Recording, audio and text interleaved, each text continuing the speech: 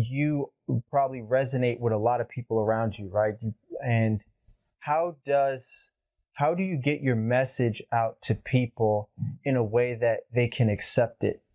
I was talking to, really quick, Jonathan Pritchard, who was a mentalist not that long ago, and I asked him a similar question because he uses psychology in different ways to do performances.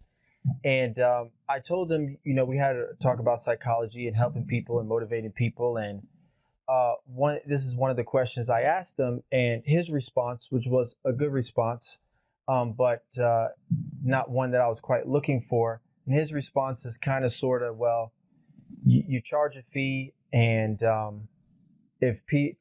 or you don't charge a fee and you offer your services, and if people are willing to work with you or they're not, then you kind of just you let them go.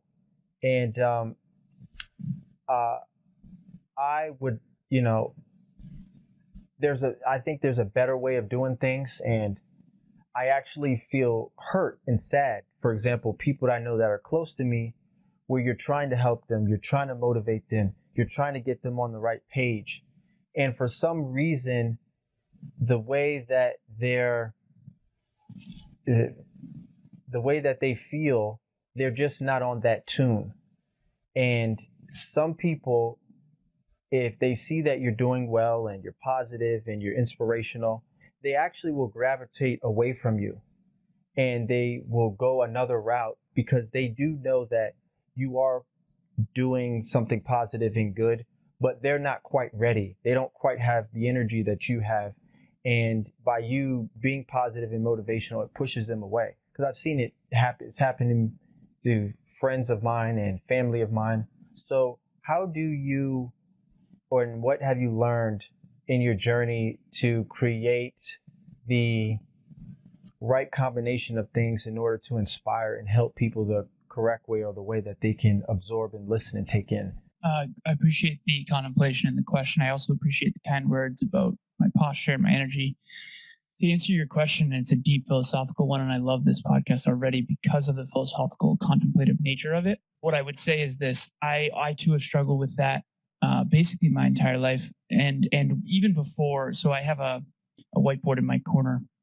It's called Alan's Genius Zone, and it's called the Next Level Target. And basically, it's just a target with 3 layers, 1, 2, 3. And the first layer is coaching and consulting. The second layer is speaking and training. And the third layer is podcasting. And so I don't stray from those 3. And so, like, if you were to ask me to fix a car or mow a lawn or whatever, like, I just know where my genius zone is. I know where I'm staying, and I won't leave alignment for anybody. And so, but the point I'm making is that I used to leave alignment all the time for a lot of people that I wanted to.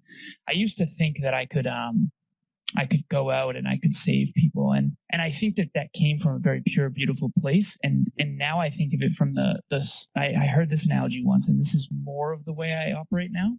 I used to try to go out to sea in the storm and save the ships. And I think at times maybe that's necessary. But now what I try to be instead is the lighthouse that can guide the ships home if and when they're ready.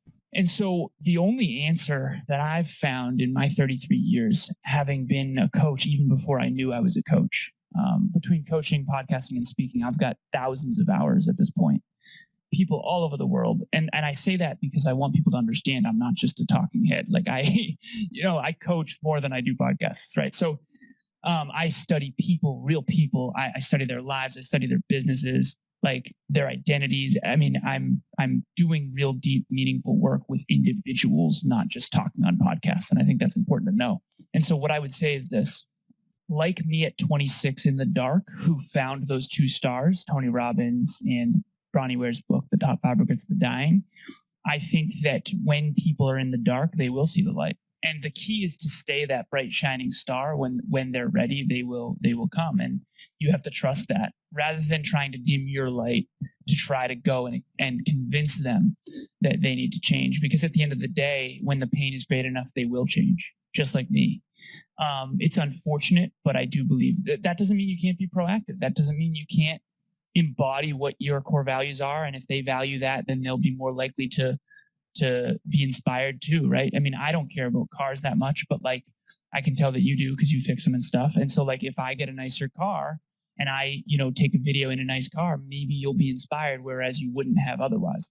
And the point is that, but here's the thing.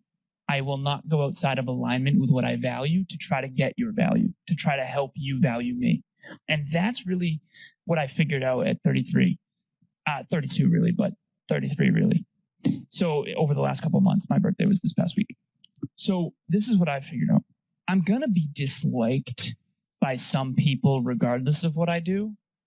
So it's so obvious to me now, but when I was a little kid, I did not get this at all. I'm just going to be disliked for who I really am, because you're never going to be fulfilled trying to be something that you're not.